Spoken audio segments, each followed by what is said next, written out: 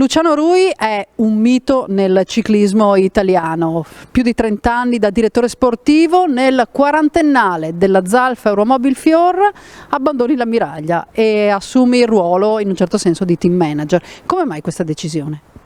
Sai, siamo arrivati dopo 35 anni di tiro sportivo, 5 in MG Boys, 30 nel gruppo Euromobile GTO Fior. Ho riflettuto che forse gli anni sono passati. Facevo fatica a coniugare la testa e il fisico e ho pensato che era ora di ritirarsi.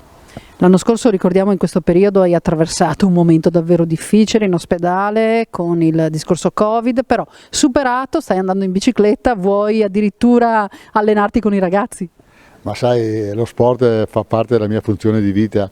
Tra ciclista e tecnico ho fatto più del 70% della mia vita. No, sai, il Covid è stata un'esperienza, quando ero in terapia semi-intensiva lì ho riflettuto molto, però è sempre uno step di vita che ti permette di maturare.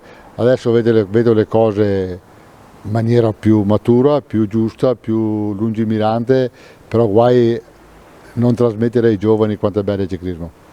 Hai avuto dei veri e propri campioni, 5 anni all'MG Boys, ricordiamo ad esempio corridori come Baldato, Fabio Baldato, mentre nella Zalfa hai avuto corridori come Bertolini. Qual è il più forte per te in tutti gli anni da direttore sportivo?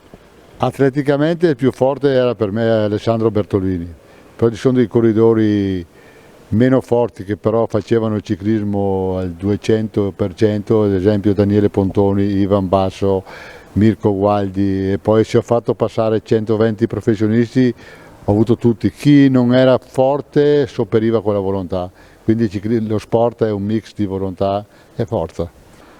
Ma sai, io ho avuto la fortuna e sfortuna, qualche brocco nel ciclismo si è fermato nella vita, qualche corridore forte si è perso.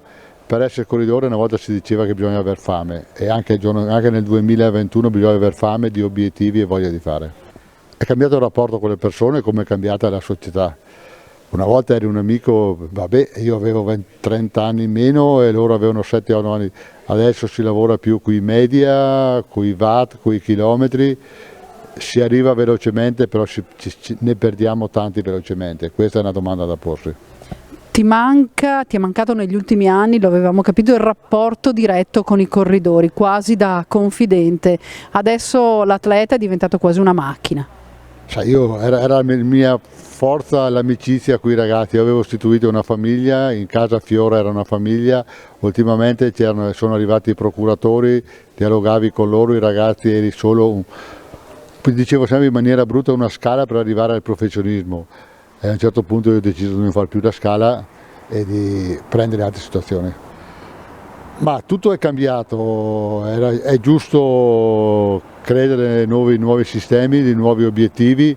Sicuramente GTO Fior, che ha sposato in pieno questo progetto, sono sicuro che con i fratelli Lucchetta arriveranno lontano. Gianni Faresi è una sicurezza, Ilario è giovane, ha voglia di sgomitare e hanno una buona struttura. Sarà solo un ricordo le 50-60 vittorie fatte ogni anno? Ci sono molte meno gare, quindi è più difficile fare le vittorie. Allora è un altro ciclismo, quando c'era il duello Zalf, Aredo Austria, Trevigiani, c'era 10.000 persone a guardare, era una festa paesana, però è cambiato la città.